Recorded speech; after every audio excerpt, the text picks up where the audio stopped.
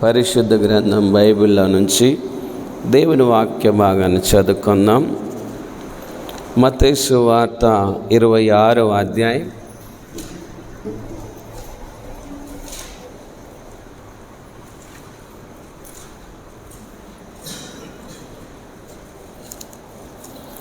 మత్తయి సువార్త 26వ అధ్యాయం 36వ వచనం నుంచి 46వ వచనం వరకు వాక్య భాగాన్ని చదువుకుందాం.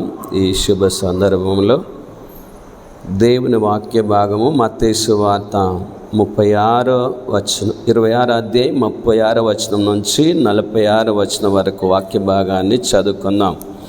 అంతటా యేసు వారితో కూడా గెత్సేమనే అనబడిన చోటికి వచ్చి, నేను అక్కడికి వెళ్ళి ప్రార్థన చేసి వచ్చే వరకు మీరిక్కడ కూర్చుండుడని శిష్యులతో చెప్పి, పేతురును జెబెదాయి 2 కుమారులను వెంటబెట్టుకొని పోయి దుఃఖపడుటకును చింతాక్రాంతుడగుటకును మొదలుపెట్టెను.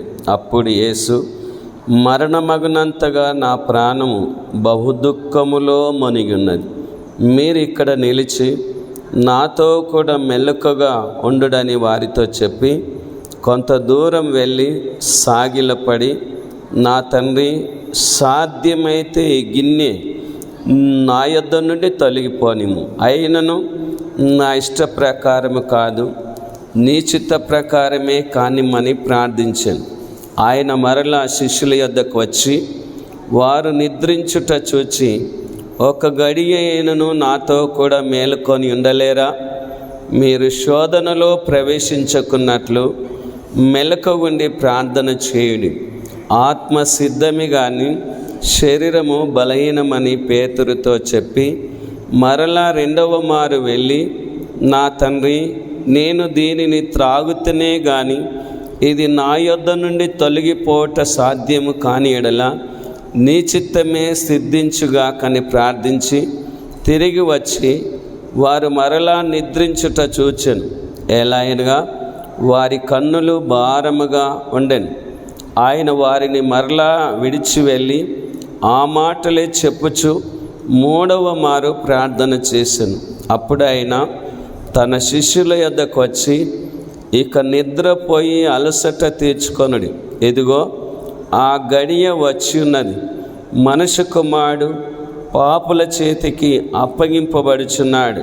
లెండి, వెళ్ళుదాం, ఇదిగో నన్ను అప్పగించువాడు సమీపించి ఉన్నాడని వారితో చెప్పాను. చదవబడిన వాక్యము దేవుడు మన వెనుకల్లో దీవించి ఆశీర్వదించునుగాక. దేవునికి స్తోత్రములు, దేవుని నామానికి మహిమ కలుగునుగాక. ప్రేమిన దేవుని సంగమా, దేవుని బిడ్డలారా, ఈ లెంట్ డేస్ సంఘ ప్రార్థన కోడికల సందర్భంలో ఈ దినము దేవుని సన్నిధికి వచ్చిన మీకందరికీ ప్రభువైన యేసు క్రీస్తు నామములో వందనాలు తెలియజేస్తున్నాను.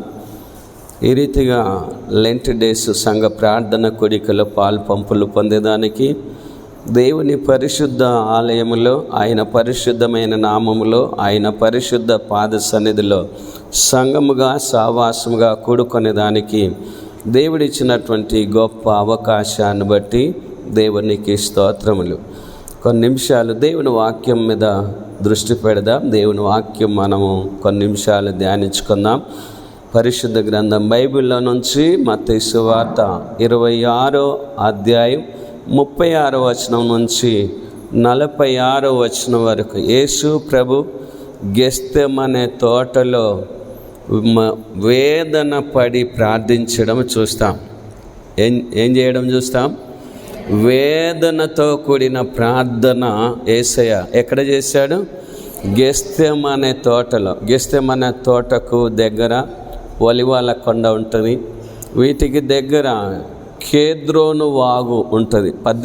యోహాను సువార్త 18వ అధ్యాయంలో మనం చూడగలుగుతాం. ఆయన కేద్రోను వాగు దాటిపోయనని దేవుని వాక్యంలో మనము చూడగలుగుతాం. ఇవన్నీ దగ్గరలోనే ఉంటాయి. ప్రియమైన దేవుని సంగమా, చూడండి, అంతటా యేసు వారితో కూడా గెత్సేమనే అనబడిన చోటికి వచ్చి, నేను అక్కడికి వెళ్ళి ప్రార్థన చేసి వచ్చే వరకు మీరిక్కడ కూర్చుండునని శిష్యులతో చెప్పాడు. ఇప్పుడు యేసుప్రభుకి ఎంతమంది శిష్యులు? ఒక ఆయన ఏమైపోయాడు? తప్పిపోయాడు. ఒక ఆయన ఏమైనా 30 వెండి నాణ్యాలకు అమ్ముడుపోయి యేసును పట్టియడానికి సరైన సమయము వెతుకుతూ ఉన్నాడు కనుక ఇప్పుడు ఈ చదువుకున్నటువంటి వాక్య భాగంలో 11 మందే మిగిలారు. ఎంతమంది మిగిలారు? ఒక యూదా ఇస్కరియోతు పట్టియడానికి సమయము వెతుకుతూ ఉన్నాడు. లోకస్తులతో స్నేహం చేశాడు. శాస్త్రులతోటి, మత నాయకులతోటి, అధికారులతోటి, పెద్దలతోటి, ప్రధాన యాజకులతోటి చేతులు కలిపాడు గనుక యేసయ్యను తన గురువును మరి ఎలాగూ పట్టించాలని చెప్పి సమయము అవకాశం కోసము ఎదురు చూస్తూ ఉన్నాడు గనక ఈ గుంపులో యూదా ఇస్కరియోతు లేడు. ప్రియమైన దేవుని సంగమా, చూడండి, అంతటి యేసు వారితో కూడా గెత్సేమనీ అనబడిన చోటికి వచ్చి ఎంతమంది వచ్చారు? ఇప్పుడు 11 మంది వచ్చారు. అందులో ఏం జరిగింది? నేను అక్కడికి వెళ్ళి ప్రార్థన చేసి వచ్చే వరకు మీరిక్కడ కూర్చుండునని శిష్యులతో చెప్పాడు. అక్కడ చెప్పిన వెంటనే 8 మంది శిష్యులు కూర్చున్నారు. ఎంతమంది శిష్యులు కూర్చున్నారు? ఎక్కడ కూర్చున్నారు? గెత్సేమనీ తోట లోపల కూర్చున్నారు. 37వ వచనం, పేతురును జెబెదాయి 2 కుమారులను వెంటబెట్టుకొని పోయి దుఃఖపడుటకును చింతాక్రాంతుడగుటకును మొదలుపెట్టాను. ఇప్పుడు 8 మంది ఒకత కూర్చున్నారు. యేసు ప్రభు పేతురును, తర్వాత యాకోబు, యోహానులను, జెబెదాయి కుమారులను వెంటబెట్టుకొని కొంత దూరం వెళ్ళాడు. అదే తోటలో ఎంత దూరం వెళ్ళాడు? కొంత దూరం వెళ్ళి ఏం చేస్తూ ఉన్నాడు? దుఃఖపడుటకును చింతాక్రాంతుడగుటకును మొదలుపెట్టాడు. దేవుని వాక్యంలో ఇంకా మార్కు సువార్త, లూకా సువార్తలో చూస్తే ఆ 3 కూడా అక్కడ వదిలేసి 8 మందిని ఒక్కతో వదిలేశాడు, 3 ఒక్కతో వదిలేశాడు. రాతివేత దూరం వెళ్ళి, ఎంత దూరము? రాతివేత దూరం అంటే ఇప్పుడు బలమైన వాళ్ళు రాయి ఇసురితే ఎంత దూరం పోగలుగుతారు? రోడ్ మీద పోయి పడుతుందా? ఎవరిదన్నా మంచి అనుభవం ఉన్న వాళ్ళది కదా. రాతివేత దూరం వెళ్ళి ఏం చేస్తా ఉన్నాడు? మరింత వేదన పడి, వేదనతో, బాధతో, ప్రేమైన దేవుని బిడ్డలారా, ఎంతో ఆయాసముతో, దుఃఖముతో ఆయన ప్రార్థనలో మునిగిపోయాడు. ఏమిట్లో మునిగిపోయాడు? ప్రార్థనలో మునిగిపోయి మరింత వేదనతో, ఆయాసముతో, దుఃఖముతో ఆయన ప్రార్థన చేయడం మొదలుపెట్టాడు. కారణం ఏంటంటే ఆ రాత్రి యేసయ్య పట్టబడనైనాడు, కొట్టబడనైనాడు, ఉదయము తీర్పు జరగనైనది, ఆయన సిలువకు వేయబడనైనాడు గనక దాని విషయంలో ఆయన మరింత ఆత్రపడి ప్రార్థన చేశాడంట. లూకా సువార్తలు చూస్తే ఆయన చెమట రక్త బిందువుగా మారేంత వరకు ప్రార్థన చేశాడంట.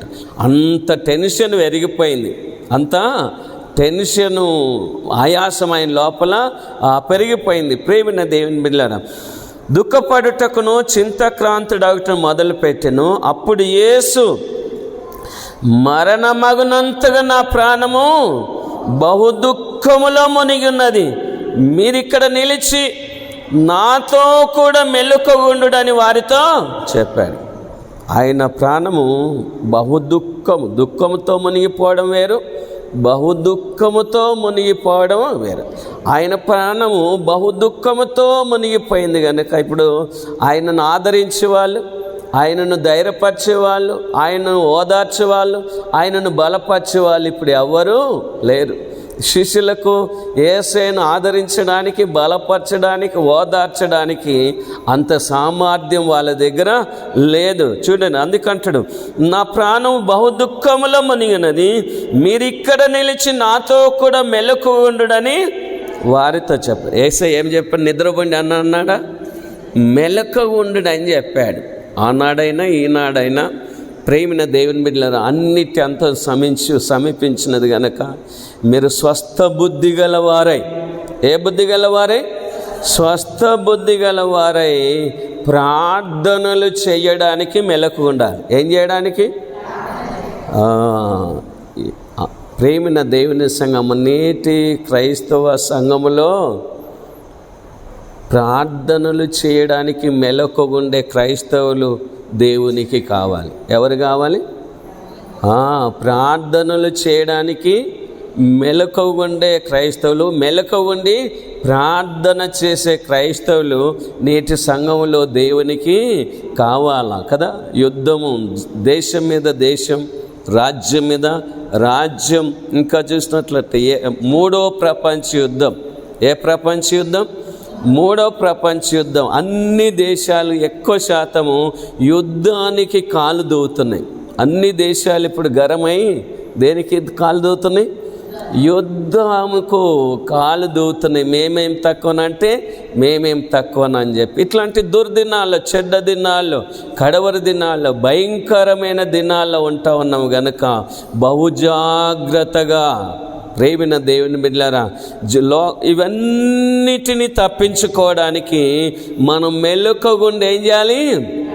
ప్రార్థన చేయాలి. ప్రభు అంటూ ఉన్నాడు, నాతో కూడా మెలకు ఉండుడని వారితో చెప్పి కొంత దూరం వెళ్ళి సాగిలపడి, నా తండ్రి సాధ్యమైతే ఈ గిన్నె నా యొద్ద నుండి తొలగిపోం. దేవునికి అసాధ్యమైంది ఏమన్నదా? దేవునికి సమస్తము సాధ్యం. ఆయనకు అసాధ్యమైందంటే ఏమీ లేదు. మనుషులకు అన్నీ అసాధ్యమే, కానీ దేవునికి సమస్తము సాధ్యం. ఆయన శూన్యములో సమస్తము, నిరాకారములో ఆకారం, అంధకారములో వెలుగును సృజించిన దేవుడు, పురుషుని ఎరగని కన్యక అయిన మరియమ్మకు పరిశుద్ధాత్మ ద్వారా గర్భము ఇవ్వగలిగిండు. కాలము గడిచి బహువృద్ధురాలైనటువంటి ఎలిజబెత్ అమ్మకు దేవుడు గర్భఫలము చేత ఆశీర్వదించగలిగిండు. ఇదిగో మరి ప్రేమిన దేవుని బిడ్డలారా, అబ్రాహాము శారమ్మల విషయంలో చూస్తే అబ్రాహాము శారమ్మలు కూడా బహువృద్ధులైనట. బహువృద్ధులైన ఆ సమయంలో పండంటి కుమారునికి జన్మనిచ్చేదానికి దేవుడు సామర్థ్యం కలగజేసిండు. ప్రభు అంటాడు కదా, యెహోవాకు అసాధ్యమైంది ఏదైనా కలదా? దేవునికి అసాధ్యమైందంటే ఏమీ లేదు. దేవునికి సమస్తము సాధ్యం. అందుకే అంటాడు కదా, నా తండ్రి ఏమంటుండు? యేసుప్రభు చాలా సందర్భాల్లో ఈ సువార్తల్లో తండ్రి అని సంబోధించాడు. ఏమని సంబోధించాడు? తండ్రి అని సంబోధించాడు. కుమారుడుగా భూమి మీద తండ్రి అయిన దేవుణ్ణి వేడుకొన్నాడు. మనం కూడా దేవునికి ఏమని ప్రార్థన చేస్తాం? పరలోకమందున్న మా తండ్రి అని ప్రార్థన చేస్తాం. ఇది మంచి లక్షణం. ఇదేంటిది? మంచి లక్షణం. మళ్ళీ ఈ దినాల్లో కొంచెం కొత్త వాడుక పదం నేర్చింది. ఏంటిది? కన్న తండ్రి అని. ఏ తండ్రి అని? మా కన్న తండ్రి అని. మనమేం పరలోక ప్రార్థనలో పరలోకమందున్న మా తండ్రి అంటాం, కానీ ఈ దినాల్లో కొంచెం ఫ్యాషన్ స్టైల్గా మా కన్న తండ్రి అని అంటే ఇక వాళ్ళ అభిమానం, వాళ్ళ విశ్వాసం.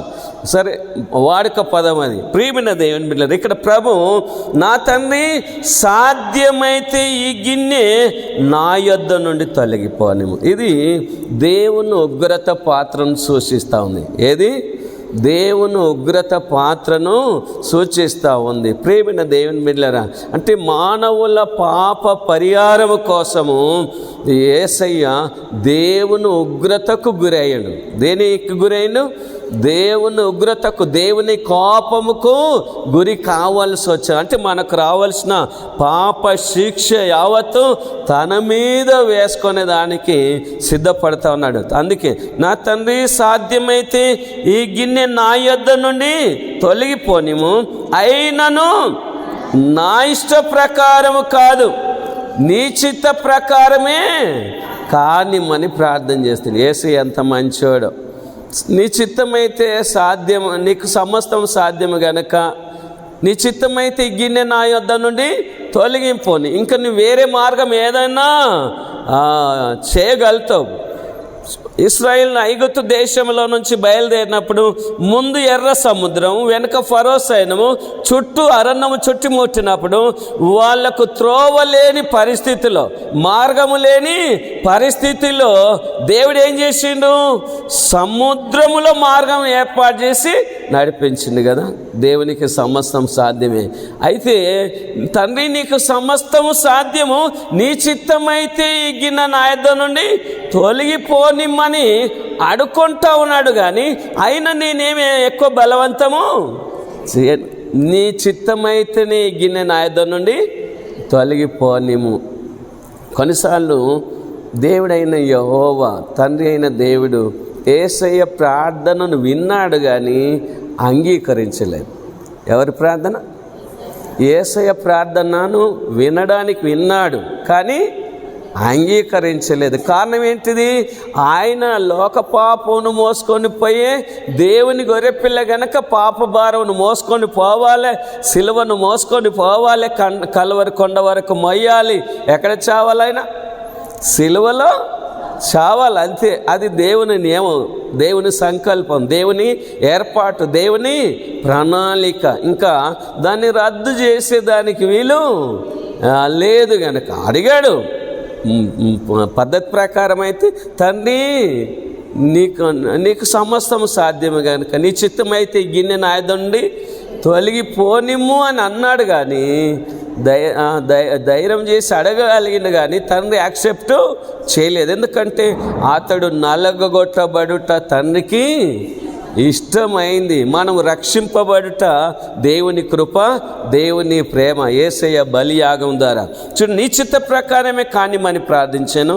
ఆయన మరలా శిష్యుల యొద్దకు వచ్చి వారు నిద్రించుట చూచి, ఒక గడియ అయినను నాతో కూడా మేలుకొని ఉండలేరా?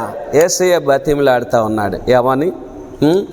ఆయన మరలా శిష్యుల యొద్దకు వచ్చి ముందు నాతో పాటు మేల్కొని ఉండుండని చెప్పాడు. వెళ్ళి ప్రార్థన చేశాడు. మరలా వచ్చాడు. వచ్చేమంటా ఉన్నాడు? వారు నిద్రించుట చూచి, ఒక గడియ అయిన నాతో కూడా, ఒక్క గడియ అయిన నాతో కూడా మేల్కొని ఉండలేరంటే, పేతురు, యోహాను, యాకోబులు గలిలయ సముద్రములో వాళ్ళ వృత్తి ఏంటిది? వాళ్ళది చేపలు పట్టే వృత్తి. ఎన్నోసార్లు రాత్రంతా మేల్కొని ప్రయాసపడి వలలు వేసి గాలాలు వేసి తిప్పలు పడితే కూడా ఒక్క చేప కూడా పడలేదు. వెళ్ళినవాడా, మేము రాత్రంతా తిప్పలు పడ్డాం కానీ ఒక్క చేప కూడా పడలేదని ప్రభువుకు ఫిర్యాదు చేసింది. అయినను నీ మాట చొప్పున వల వేస్తామని చెప్పి ప్రభు మాట ప్రకారం వల వేస్తే విస్తారమైన చేపలు పట్టగలిగింది. ఎన్నోసార్లు రాత్రంతా మేలుకొని చేపలు పట్టడానికి ప్రయత్నం చేశారు. వాళ్ళ ప్రయాసమంతా వ్యర్థమైంది, వాళ్ళ నిద్ర అంతా వ్యర్థమైంది. ఎన్నోసార్లు జాగారం చేశారు, మేలుకొని ప్రయాసపడ్డారు. తెల్లారిందాక తిప్పలు పడ్డారు కానీ ఒక్క చేప కూడా పట్టలేకపోయారు. ఎప్పుడైతే ప్రభు మాట చొప్పున చేశారో వాళ్ళు విస్తారమైన చేపలు పట్టగలిగారు. ఆ వలలు లాగుతుంటే ఆ వలలు పిగిలిపోయే పరిస్థితి, వేరే వాళ్ళకు సహాయం చేయమని బతిమిలాడే పరిస్థితి వచ్చింది. ఇప్పుడు ఒకప్పుడు రాత్రంతా మేల్కొని ఉండి చేపలు పట్టడానికి ప్రయత్నం చేసిన వాళ్ళు ఇప్పుడు ఒక్క గడియ కూడా మేల్కొని ఉండలేకపోతున్నారు. కానీ మన జీవితాల్లో కూడా ఎన్నోసార్లు పనికిమాలిన వాటికి మేల్కొని ఉండగలిగినాము. తెల్లారిందాక గొట్లాడిన దినాలున్నాయి, తెల్లారిందాక గప్పాలు నరికిన దినాలున్నాయి, తెల్లారిందాక టీవీలు చూసి వచ్చిన దినాలున్నాయి, ఇంకా తెల్లారిందాక నిద్ర లేకుండా ఉండిన దినాలు ఉన్నాయి. కానీ ఎక్కడోపం మనము? ఎక్కడోపం?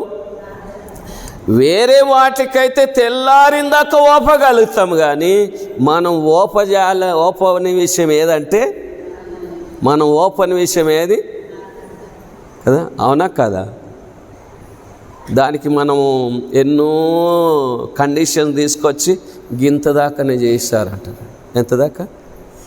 ఇంత దాకా చేశారు, ఎక్కువైతే మళ్ళీ మాకు ఎక్కాసం అవుతుంది, పైత్యం అవుతుంది, కక్కుంటాం, వాంతులు చేసుకుంటాం, లేనిపోని తిప్పాలి, అందరూ ఓపరో కదా.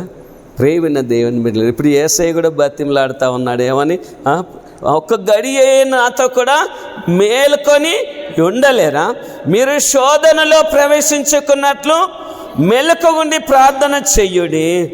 ఆత్మసిద్ధమే కానీ శరీరము బలహీనమని పేతురుతో చెప్పాడు ప్రభు. మత్తయి సువార్త 6:13 కూడా చెప్పాడు కదా, మీరు శోధనలో ప్రవేశించుకున్నట్లు మీ అక్కడ అంటే కదా, మమ్మల్ని శోధనలోకి తేక కీడు నుండి తప్పించమని అంటాడు కదా మత్తయి సువార్తలో. అవును, ఏ దినం ఏం సంభవిస్తుందో కూడా, ఏం శోధన ఎదురవుతుందో కూడా తెలియదు, అది ఏ నింద వస్తుందో కూడా తెలియదు, ఏ రకంగా అవమానం పాలవుతామో కూడా, ఏ రకంగా నిందల పాలవుతామో కూడా, ఏ రోజు ఏం కష్టం వస్తుందో కూడా మనకు తెలియదు కనుక ప్రభు ముందే చెప్పాడు, మీరు శోధనలో ప్రవేశించుకున్నట్లు మెలకువగుండి. మనము ఎక్కువ శాతము ముందు ప్రార్థించం, ఎక్కువ శాతము ఎప్పుడు ప్రార్థించము, ముందు ప్రార్థించము. ఎప్పుడు ప్రార్థన చేస్తాము? శోధనలో పడ్డాక, ఆపత్తులో పడ్డాక, కష్టాల పాలు నష్టాల పాలు అయినాక అప్పుడు ఇక ఆయాసంతో దుఃఖంతో ప్రార్థన చేస్తాం. కానీ మన అలవాటు ఎట్లా మారిపోవాలంటే ముందు ప్రార్థన, ముందు ఏంటిది ప్రార్థన, తర్వాత సమస్యలు. ముందు ప్రార్థన చేస్తూ సమస్యలు ఆయనను చూసుకుంటాడు. కాబట్టి ముందు మన భారం ఎవరి మీద వేయాలి? ఆయన మీద వేయాలి. ఆయన మీద కొన్నిసార్లు వేసేదానికి తెలుసు, వేయాలని తెలుసు, కానీ ఓపం అన్నమాట. మన శరీరము సహకరించదు. ఏం బొంకినా దీని మీదనే బొంకుతాం, ఏం బొంకినా ఏమిటి మీద బొంకుతాం? దేహం మీద, శరీరం మీద బొంకుతాం. కాబట్టి శరీరమును జయించాలి, లోకమును జయించాలి, సాతానును జయించాలి. లోకంలో ఏముంది? శరీరాశ, నేత్రాశ, జీవపడ్డాము. శరీరము మరి సమర్పించుకునేదానికి, త్యాగం చేసేదానికి మనం కొన్నిసార్లు ఓపం అన్నట్టు. సాతాను కూడా ఏం చేస్తా ఉన్నాడు? అపవాది తనకు సమయం కొంచెమే అని చెప్పి, ఎంత అన్నట్టు వానికి సమయం, వాని సమయం ఎంత? మనమేమో మలాస టైం ఉందిలే అనుకుంటాం. మనం ఎంత అనుకుంటాం?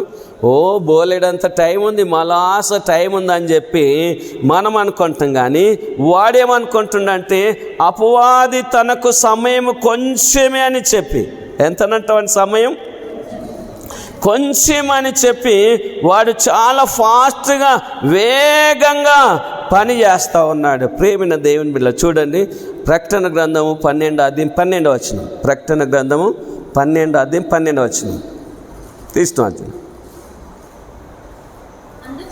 అందుచేత పరలోకమా, పరలోక నివాసులారా ఉత్సాహించుడి, భూమి సముద్రమా మీకు శ్రమ, అపవాది తనకు సమయం కొంచెమే అని తెలుసుకొని బహు క్రోధము గలవాడై మీ యొద్దకు దిగి వచ్చి ఉన్నాడని.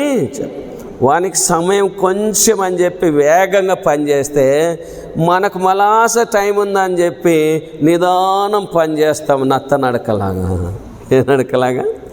నత్త నడకలాగా కదా. ప్రేమిన దేవుని బిడ్డలారా, అంటే మనం అక్కడ గలిబిలి అయిపోతూ ఉంటాము. కాబట్టి ప్రభు ఏం చెప్తా ఉన్నాడు?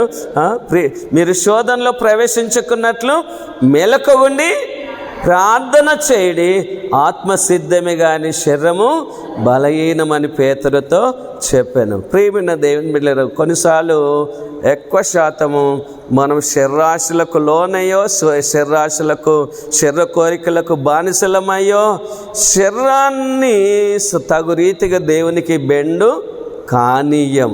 అంటే దేవుని కంట్రోల్లోనికి మనము ఈ శరీరాన్ని సమర్పించుకోము గనక మనము ఎక్కువ శాతము దేన్ని జయించాలి? శరీరాన్ని జయించాలి, శరీర కోరికలను కూడా జయించాలా. ప్రియమైన దేవుని బిడ్డలారా, ఒక ఆత్మసిద్ధమే కానీ శరీరము బలహీనమని పేతురుతో చెప్పి మరల రెండవ మారు వెళ్ళి, నా తండ్రి నేను దీనిని త్రాగుతేనే కానీ ఇది నా యొద్ద నుండి తొలగిపోట సాధ్యం కాని ఎడల నీ చిత్తమే సిద్ధించుగాకని ప్రార్థించాడు. మళ్ళీ ప్రార్థించాడు, ఇక నీవు తీసేయని ఎడల నీ చిత్తమే సిద్ధించునుగాక, ఇక నేను ఎంతకైనా తెగిస్తా, నీ మాట ప్రకారమే సమర్పించుకుంటా అని చెప్పి తండ్రి చిత్తానికి సంపూర్తిగా లోబడ్డాడు. అడిగి చూశాడు, ఇంకా వేరే పద్ధతి ఏమన్నా చేస్తావేమో అని, కానీ దేవుడు, తండ్రి అయిన దేవుడు ఒప్పలేదు కనుక అందుకేమంటాడు, నీ చిత్తమే సిద్ధించునుగా కానీ. చూడండి 43 వచనం, తిరిగి వచ్చి వారు మరలా నిద్రించుట చూచెను, ఎలా అయినగా వారి కన్నులు భారముగా, అంటే వాళ్ళ జీవితంలో ఎన్నడూ అంతగానం నిద్ర రాలేకుంటుంది, కానీ గెస్తమానే తోటలు మాత్రము బోలెడంత నిద్ర వచ్చింది. ఏ సమయం అది? ప్రార్థన చేసే సమయంలోనే వాళ్ళకు బోలెడంత నిద్ర వచ్చింది. వాళ్ళ కన్నులు ఎట్లున్నాయంట? భారముగా ఉండిపోయినాయంట. అంటే నిద్ర ఇట్లా జోకొచ్చినట్లు వస్తుంది అన్నమాట. ఏ నిసున్నది వీళ్ళకు? కళ్ళు నిస లేదు, సార నిస లేదు. ఏ నిసున్నది? నిద్ర మత్తులో మునిగిపోయిన ప్రేమిన దేవుని బిడ్డలారా, మనం చాలాసార్లు నిద్ర మత్తులోనికి దిగజారినామంటే ఏం మాటలు విన్నామో కూడా తెలియదు. ప్రేమిన దేవుని బిడ్డలారా, ఇంకా ప్రార్థనలోనే మనం చురుకుదనం రాదు. ఓకే, నిద్రను జయించాలి. దేన్ని జయించాలి? ప్రార్థన విషయం వచ్చేసరికి ఏం జయించాలి? నిద్రను జయించాలా? ప్రేమిన దేవుని బిడ్డలారా, నిద్రను పక్కకు పెట్టాలి. దేన్ని పక్కకు పెట్టాలి? నిద్రను ప్రక్కకు పెట్టాలి ప్రేమిన దేవుని బిడ్డలారా. కాబట్టి నిద్ర, ప్రార్థించే సమయంలో నిద్ర రాకుండా చూసుకోవాలి. ప్రార్థించే సమయంలో ఏం రాకుండా చూసుకోవాలా? నిద్ర రాకుండా చూసుకోవాలి. కావలసినంత ప్రార్థన చేసి ఒక గంట సేపు ఎక్కువ వండుకో. కావలసినంత ప్రార్థన చేసి ఒక గంట సేపు ఎక్కువ వండుకొని బాగా వండుకున్నాక బుక్కిడు ప్రార్థన చేస్తే ఏం లాభం ఉండదు. బాగా వండుకున్నాం. ఇప్పుడు 8 గంటలు వండేటోళ్ళం, 10 గంటలు వండాము. 10 గంటలు వండిన తర్వాత ఇప్పుడు మంచిగా టైం దొరికిందని చెప్పి ప్రార్థన చేస్తావు. అప్పుడు ఎంత చేస్తావు? పనులన్నీ ఎక్కడెక్కడ ఉంటాయి కదా, అవన్నీ ఒక్కసారి మీద పడతాయి. ఇక ప్రార్థన చేయనీకి అవకాశం ఉండదు. కాబట్టి ముందు దేన్ని జయించాలి? నిద్రను జయించాలి. ముందు ప్రార్థన చేయాలా, నిద్రను జయించాలా. అప్పుడే మనం కొంచెం దైవికంగా సక్సెస్ అవుతాం. దైవికంగా ఏమవుతాం? సక్సెస్ అవుతాము. ఇక ఈ శరీరంను బాగా సుఖపెట్టి జోకొట్టి నీకేం ఫికర్ లేదు. బ్యాంకులు ఇన్ని తేగలుగుతా, డాక్టర్ గ్రూపులు ఇన్ని లేపగలుగుతా, ఇట్లా మలపగలుగుతా, అట్లా మలపగలుగుతా ధైర్యంతో ఇక కుదేం లేకుండా నిద్రపోయినాం అనుకో, ఏ దినం ఏం సంభవిస్తుందో కూడా ఏం సుకుమారయ్య కదా. కాబట్టి ముందు అసలైంది ఏంటిది? ప్రార్థన. ప్రభు చెప్పిన మంత్రం అది, ప్రభు చెప్పిన సూత్రం. ఓకే, ప్రియమైన దేవుని బిడ్డలారా, తిరిగి వచ్చి వారు మరలా నిద్రించుట చూచెను, ఎలా అయినగా వారి కన్నులు భారంగా ఉండెను. ఆయన వారిని మరలా విడిచి వెళ్ళి ఆ మాటలు చెప్పుచు 3వ మారు మొదటిసారి ప్రార్థన చేశాడు, 2వసారి ప్రార్థన చేశాడు, 3వసారి కూడా ప్రార్థన చేశాడు. అప్పుడు ఆయన తన శిష్యుల యొద్దకు వచ్చి, ఇక నిద్రపోయి అలసట తీర్చుకొనుడి, ఇదిగో ఆ గడియ వచ్చి ఉన్నది. ఏ గడియ? మనుష్య కుమారుడు పాపాత్మల చేత పట్టబడి కొట్టబడి సిలువకేయబడే సమయం ఆసన్నమైందని ప్రభు చెప్తా ఉన్నాడు. ప్రియమైన దేవుని బిడ్డలారా, ఆ గడియ వచ్చి ఉన్నది. మనుష్య కుమారుడు పాపుల చేతికి అప్పగింపబడుచున్నాడు. లెండి వెళ్ళుదాము, ఇదిగో నన్ను అప్పగించువాడు సమీపించున్నాడని వారితో చెప్పిండు. అంటే వాళ్ళు గెస్తేమనే తోటకు పట్టుకోవడానికి కొట్టడానికి వచ్చిన సంగతి ఎవరికి తెలుసు? యేసయ్యకు తెలుసు. అంటే నన్ను అప్పగించేవాడు సమీపించున్నాడు, రండి వెళ్దాము అని చెప్పి ప్రభువే ధైర్యం చేశాడు. ఇంత ధైర్యం ఎక్కడికి వెళ్ళి వచ్చింది? ప్రార్థన చేశాడు కాబట్టి ధైర్యం వచ్చింది. ఇంకా ఆయన వేదనతో భారముతో ప్రార్థన చేశాడు కనుక ఆయన చెమట రక్త బిందువుగా మారిపోయింది కనుక అట్లాంటి సమయంలో పరలోకం నుంచి దూత దిగి వచ్చి ఆయనను బలపరిచినట్లుగా, ఆదరించినట్లుగా, ఓదార్చినట్లుగా దేవుని వాక్యంలో లోకాసు వార్తలు మనం చూడగలుగుతాం. మొత్తం మీద ప్రభువు శిలువ మరణం పొందేదానికి సిద్ధపడ్డాడు. ఏ మరణం పొందేదానికి? శిలువ మరణం పొందేదానికి సిద్ధపడ్డాడు. అంతకుముందు ఏం చేశాడు? ఆయన భారంగా ప్రార్థన చేశాడు. అంతకుముందు తండ్రికి అడిగాడు, తండ్రి నీకు ఇష్టమైతే ఈ గిన్నె నా యొద్ద నుండి తొలగిపోనిమ్మని అడిగాడు, కానీ తండ్రి ఒప్పలేదు గనక నీ చిత్తమే సిద్ధించునుగా. కానీ కాబట్టి ఇది ఇక్కడ ఈ సంఘటన ఎక్కడ? గెస్తెమనే తోటలో జరిగిన సంఘటన. గెస్తెమనే తోటలో వేదనతో కూడిన ప్రార్థన. దేనితో కూడిన ప్రార్థన? గెస్తెమనే తోటలో వేదనతో కూడిన ప్రార్థన. ఎక్కడి నుంచి ఎక్కడి వరకు? 36వ వచనం నుంచి 46వ వచనం వరకు. ఇప్పటికీ ఈ కొన్ని మాటలు మన వెనుకల్లో దీవించి ఆశీర్వదించునుగాక. ప్రార్థన చేసుకుందాం. ప్రభు నేర్పిన ప్రార్థన పరలోక ప్రార్థన చెప్పుకుందాం. ఆశీర్వాదంతో కూడికను ముగించుకుందాం. ఎవరైనా ఒకరు ప్రార్థనలోనికి నడిపించండి.